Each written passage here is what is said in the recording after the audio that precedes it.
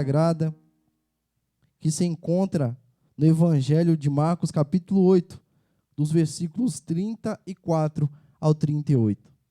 Marcos, capítulo 8, dos versículos 34 ao 38.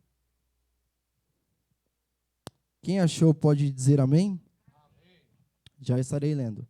Então, convocando a multidão e juntamente os seus discípulos, disse-lhes: se alguém quer vir após mim, negue-se a si mesmo, tome a sua cruz e siga-me.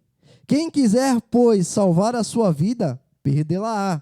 E quem perder a sua vida por causa de mim e do evangelho, salva-la-á. Que aproveita o homem ganhar o mundo inteiro e perder a sua alma? Que daria um homem em troca de sua alma? Porque qualquer que nessa geração adúltera e pecadora se envergonhar de mim e das minhas palavras, também o Filho do Homem se envergonhará dele, quando vier na glória de seu Pai com os santos anjos. Amém? Senhor, nosso Deus e nosso Pai, estamos aqui, Senhor, nessa noite maravilhosa, meu Pai, contemplando a Tua face e Te agradecendo pela oportunidade que o Senhor nos deu de estar aqui. Nós estamos aqui, Senhor, não para sair da mesma forma, mas para que a Tua palavra nos confronte nessa noite e mude os nossos corações e quebre corações pedrificados nessa noite, ó Pai. A fé vem por ouvir e ouvir a Tua palavra, Senhor. Então que nós possamos ouvir e ser praticantes da Tua palavra. Pai, toma-me nas Tuas mãos, que eu saiba que eu nada sou e que eu estou aqui por pura misericórdia, meu Pai. Esconda-me por trás da Tua cruz e que eu saiba, meu Pai, que eu estou aqui como um instrumento a ser usado pelo Senhor. Fale com a Tua igreja e que os corações possam estar prontificados a escutar a Tua palavra e abertos, meu Pai, para que a Tua palavra entre e mude o interior. Obrigado por tudo que o Senhor tem feito. Desde já eu oro e agradeço. Em nome de Jesus. Amém. Os irmãos podem sentar. O Evangelho, segundo escreveu Marcos, foi escrito na metade da década de 50. O apóstolo Pedro, ele dita os fatos e os acontecimentos da vida de Jesus ao seu discípulo chamado João Marcos. Esse é quem escreve esse evangelho. É interessante que Marcos, ele escreve mais sobre as ações de Jesus aqui nesse evangelho do que nós vemos em todos os outros. E por que ele escreve sobre as ações de Jesus aqui nesse evangelho? Porque ele escreve diretamente para os romanos. Então a mente prática dos romanos, eles gostavam muito de ação. E Marcos aqui escreve diretamente para eles. Então aqui, nesse evangelho, Jesus está em plena atividade. Jesus está curando, Jesus está libertando, Jesus está expulsando demônios, Jesus está fazendo milagres. Então, nesse evangelho nós vemos mais os atos de Jesus do que em qualquer outro. Um homem muito conhecido, Martin Franzmann, ele diz que o evangelho de Marcos é um evangelho de ação. Quando comparado a Mateus, Marcos, ele enfatiza as ações de Jesus. Marcos não isola as palavras de Jesus, porém ele mostra que principalmente através das suas obras, Jesus ele é caracterizado como proclamador e portador da onipotente graça do reino de Deus, como o rei ungido no qual o ser humano pode confiar e o Filho de Deus no qual todo homem pode crer. Nós tivemos algumas pregações durante esse mês, em que foi retratado aqui o estado do mundo atual, em que nós vivemos. Nós vivemos em um mundo líquido. E por quê? Teve um homem chamado Zygmunt Bauman, ele foi um sociólogo, ele diz: nós estamos em um mundo líquido, pois nada foi feito para durar. Pois o mundo em que nós vivemos nos dias de hoje, ele não tem consistência, ele não tem firmeza, aqueles valores que antigamente eram densos e sólidos, hoje não existem mais, a sociedade derreteu esses valores. Então quando nós olhamos as pessoas aí fora, elas não têm uma opinião formada, elas não têm no que se apegar, porém elas vivem a cada dia mais, caminhando no escuro, tentando de certa forma se apegar a coisas que não são sólidas, mas são líquidas. Então, como líquido, esse mundo é inconstante, vive em constante mudança, é um mundo volátil, em que as opiniões se divergem, é um mundo sem firmeza, não é um mundo que é duradouro. Nós falamos bastante sobre o mundo líquido, porém agora nós falaremos sobre um verdadeiro discípulo de Cristo. Como ele deve se portar em relação a esse mundo, como ele deve evidenciar a sua fé mediante ao mundo líquido. Hoje nós falaremos sobre as características de uma fé sólida. Como vemos aqui no versículo 31, voltando um pouquinho, Jesus, ele está ali em Cesareia de Filipe, falando com os seus discípulos, e Jesus começa a predizer a sua morte. Ele diz: haverá um dia, e haverá um tempo em que o Filho do Homem há de padecer nas mãos dos sacerdotes, dos anciãos e dos escribas. O Filho do Homem, ele terá que morrer, ele terá que ficar sepultado, e no terceiro dia, ele há de ressuscitar. Mas um apóstolo chamado Pedro, ele começa a reprovar Jesus dizendo: mestre, que isso não te aconteça. O que ele estava querendo dizer é: tu és o Filho de Deus, tem pena de ti. Mas Cristo, ele tinha uma missão em mente, e ele não iria deixar que nada atrapalhasse isso. Então ele olha para Pedro e diz: para trás de mim, Satanás, pois você não entende sobre as coisas de Deus, mas somente sobre as coisas dos homens. Eu tenho uma missão de ir até a cruz por essas vidas, e eu irei te cumprir. Muitos, de certa forma, até aceitariam a repreensão igual do apóstolo Pedro. Mas Jesus não. Ele discerniu que aquilo não vinha de Deus, mas vinha de Satanás. Ele diz: para trás de mim. Porque Cristo, ele veio com uma única missão: ser sacrificado pelos pecadores, pelos indignos, como disse o pastor Jason aqui de manhã. Ele abriu mão de toda a sua glória para que hoje nós pudéssemos estar aqui. Então, logo após esse acontecimento, Jesus, ele convoca a multidão junto aos seus discípulos, e ele começa a trazer uma exortação. Essa exortação certamente era por conta de Pedro ter falado aquelas palavras: Senhor, tem pena de ti, mestre, tem piedade de ti. E Jesus, ele mostra que para ser um discípulo dele não é coisa fácil. Aquele que é chamado para ser um discípulo de Cristo não tem uma vida fácil. Então Jesus, ele convoca a multidão junto com os discípulos, porque aquela palavra, aquela exortação não era apenas para os discípulos, mas para todos. Então essa palavra é para nós aqui nessa noite, para qualquer um, seja discípulo de Cristo ou não. De fato, Cristo lhe traz aqui uma questão de vida ou morte. É a vida eterna versus a morte eterna.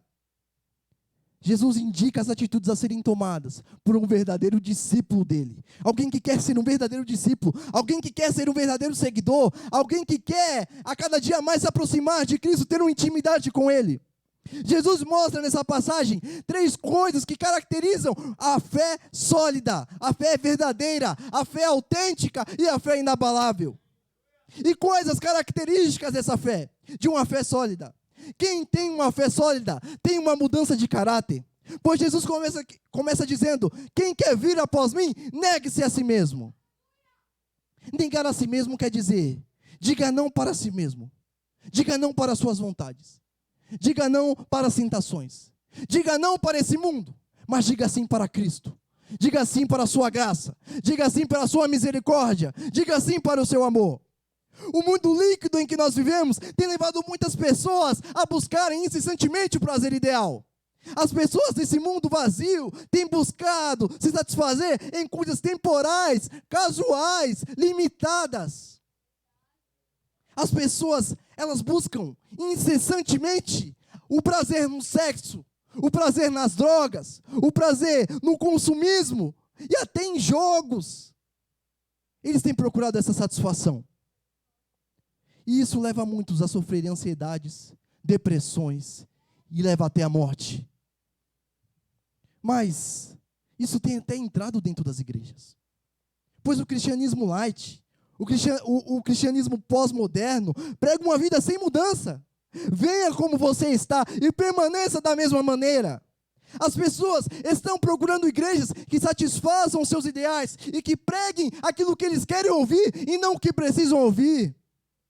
Elas procuram massagear o seu ego atrás de uma salvação em troca de favores a Deus. Eu ajudo os pobres, então sou salvo. Eu tenho Deus no coração, então não preciso ir para a igreja.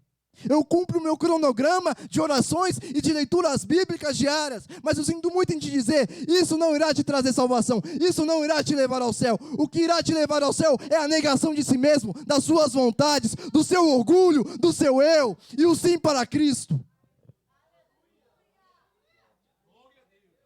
Quem tem uma fé sólida, ele renuncia a esse mundo. Quem tem uma fé sólida, ele renuncia às tentações, às suas vontades. Ele renuncia o seu ego. Porque como o pastor Jason estava dizendo aqui na parte da manhã, muitas pessoas hoje em dia estão olhando para o eu. Eu posso, eu consigo, eu sou, eu quero, se eu quero, eu tenho que ter. Não preciso de uma palavra ditando o que eu devo seguir ou não. Eu não preciso de um ser autoritário dizendo o que eu tenho que fazer ou não. Você está enganado. Porque Deus, Ele não quer o mal do homem, mas Ele quer o melhor da humanidade. E por isso que Ele se revelou através da sua palavra. É por isso que hoje eu e você estamos aqui. E o apóstolo Paulo vai dizer isso de uma forma tão linda. Ele diz assim: eu já estou crucificado com Cristo. E já não vivo eu, mas quem vive em mim é Cristo.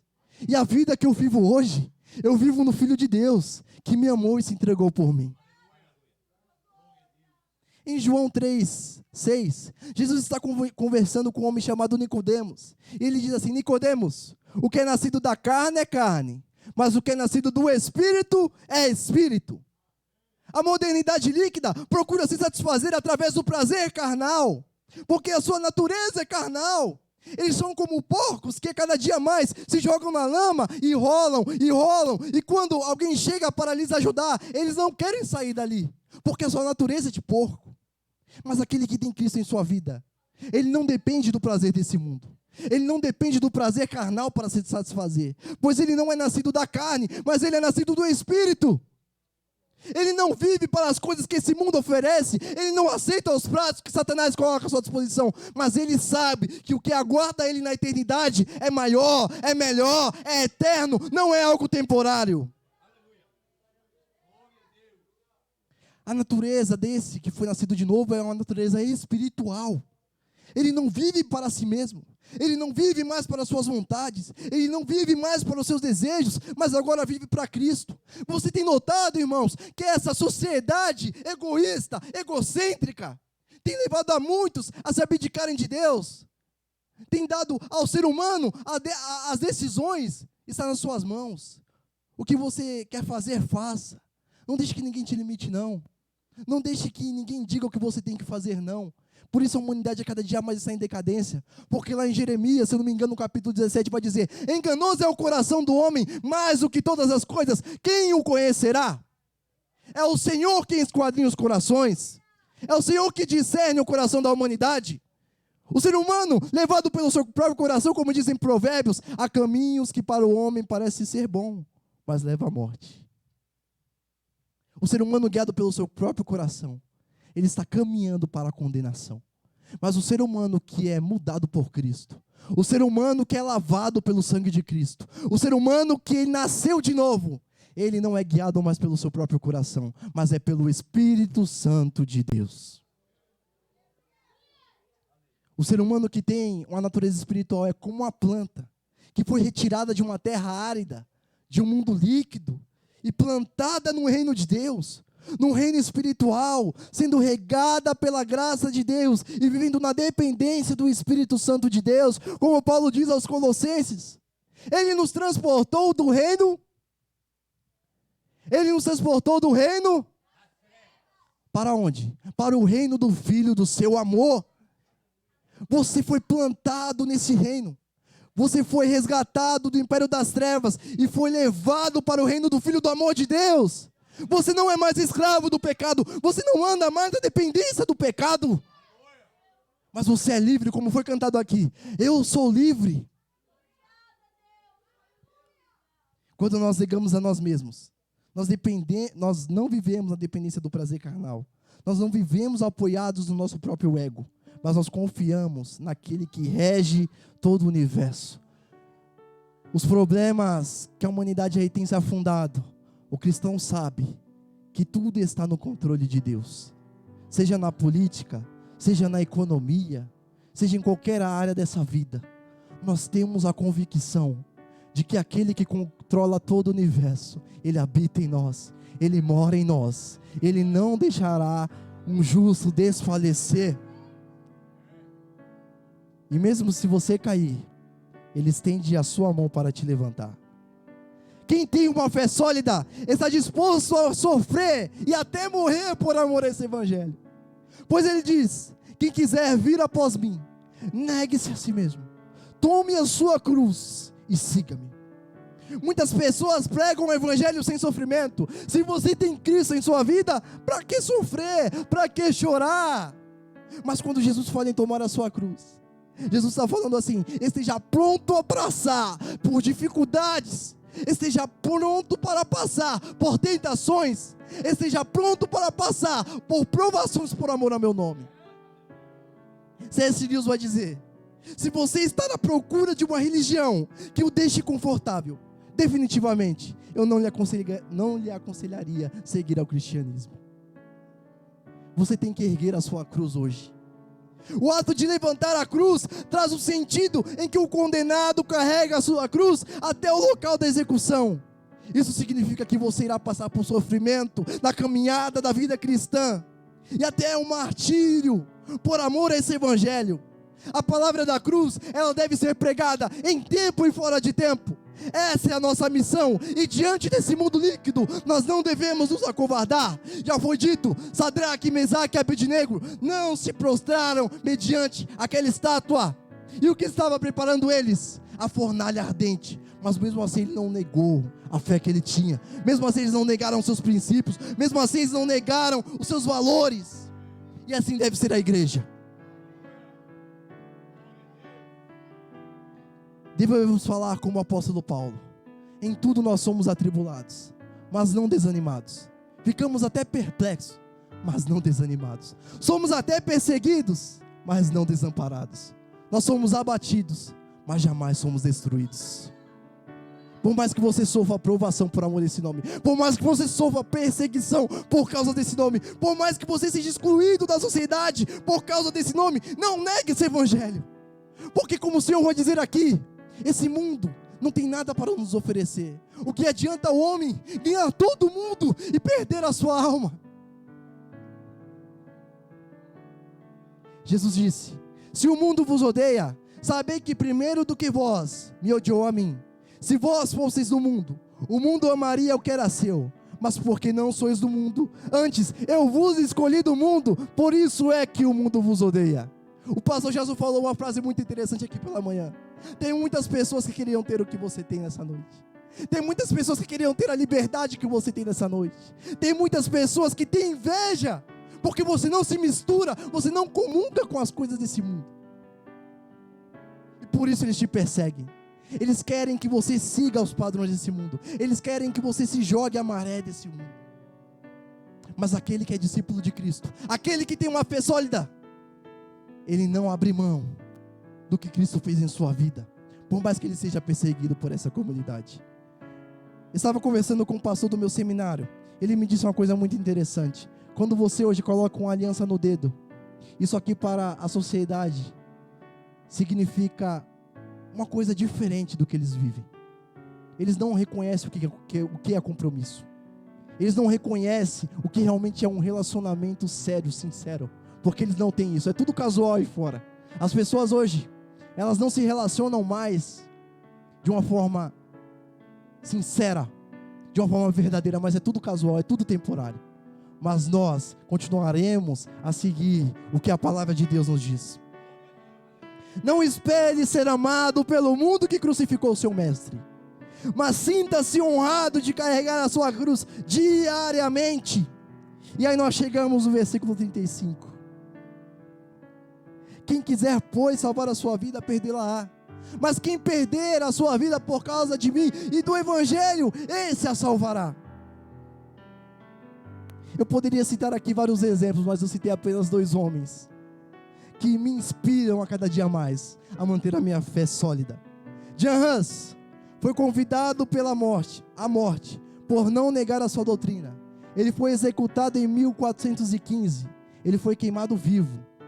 E quando ele estava sendo queimado, ele morreu cantando o Salmo de Davi: Jesus, filho de Davi, tem compaixão de mim. Ele não morreu reclamando, ele não morreu blasfemando, mas ele morreu louvando ao Senhor. O apóstolo Paulo, no corredor da morte, caminhando em direção à sua decapitação, ele simplesmente só conseguiu dizer essas palavras a Timóteo: filho, eu combati o bom combate, eu acabei a carreira, mas eu guardei a fé. Desde agora a coroa da justiça me está guardada, a qual o Senhor, justo juiz, me dará naquele dia. Ele preparou uma riqueza para você, Ele preparou uma morada para você, Ele tem algo melhor esperando por você. Glória a Deus. Eles pereceram na carne, mas alcançaram o céu através da sua fé. Quem tem uma fé sólida tem um objetivo, e esse objetivo é chegar ao céu. Você já parou para pensar como a modernidade não filtra as suas prioridades? As pessoas buscam a prosperidade material, elas buscam a fama, elas buscam o status, e acham que isso lhes satisfará. Aliás, elas acham que isso nunca acabará. Eles estão preocupados agora mesmo, nesse momento, com as suas contas que tem para pagar, com seus boletos. Eles esquecem do mais importante, da sua alma. A busca de conquistas materiais leva o ser humano à perca da sensibilidade, da capacidade e de percepção de vida num todo. Segundo os santos, é algo psicológico. O ser humano está mais preocupado com a expansão da mente do que da salvação da alma. O que Jesus diz aqui é: o que é mais importante para você nessa noite? É as coisas perecíveis ou o que é eterno? É juntar tesouros aqui na terra, onde a traça e o ferrugem corrói? Ou é juntar tesouros do céu, onde nem a traça nem o ferrugem corrói? Charles Spurgeon, um dos seus sermões sobre esse texto, ele diz uma coisa muito interessante que eu coloquei aqui. Ele diz: será que um homem que ama o seu Senhor estaria disposto a ver Jesus vestindo a coroa de espinhos, enquanto ele mesmo almeja uma coroa de louros? Haveria Jesus de ascender ao trono por meio da cruz, enquanto nós esperamos ser conduzidos para lá, nos ombros das multidões e em meio a aplausos? Não seja fútil na sua imaginação. Avalie o preço. E se você não estiver disposto a carregar a cruz de Cristo, volte para a sua fazenda e para os seus negócios, e tire deles o máximo que puder. Mas me permita sussurrar uma coisa nos seus ouvidos: o que adianta um homem ganhar o mundo inteiro e perder a sua alma? Você tem a opção nessa noite de escolher o que é melhor para você: se é juntar tesouros aqui na terra, ou semear para a eternidade. Quem tem uma fé sólida jamais perde tempo com as mazelas desse mundo.